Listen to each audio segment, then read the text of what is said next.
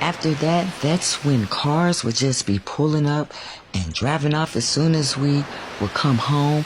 It would be times when I would be getting ready to take my sons to school, and there would be a car that would just pull off as soon as I go to warm up the car in front of the neighbor's house that was torn down. And my son would tell me that the car would be out there when he was throwing something away. The gang stalking was getting worse and worse. I didn't know what it was called until I ran across the term on TikTok. And to my surprise, there's a lot of people that do experience this kind of spiritual warfare battle. It was to the point I would jump in my car and start following them to scare them off, but I figured I better stop it, for they think I'm crazy and have me admit it. One day, me and my daughter went to her bank and then to Walmart. We weren't gone no longer than 30 minutes, only for an SUV to be parked in front of my house.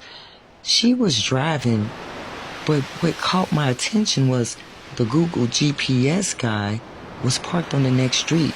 And as soon as my daughter drove up, that's when he started driving.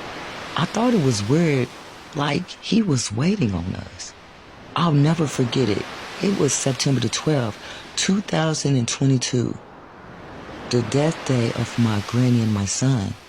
But that Friday, September the 9th, there was a public safety man in a car across the street from me, facing my house when I picked my sons up from school.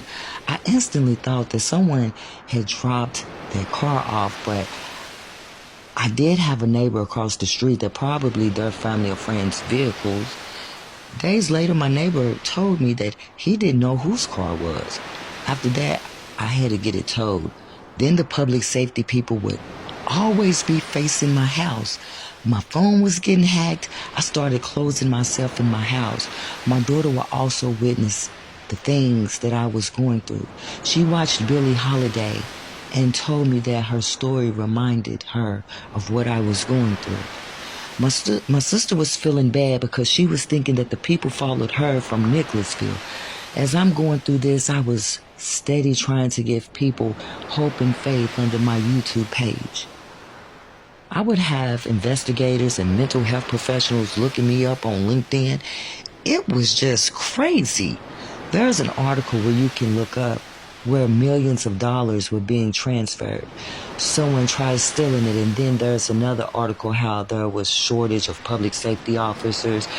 If those investigators and public safety officers would stop worrying about me, they would really be help to the city.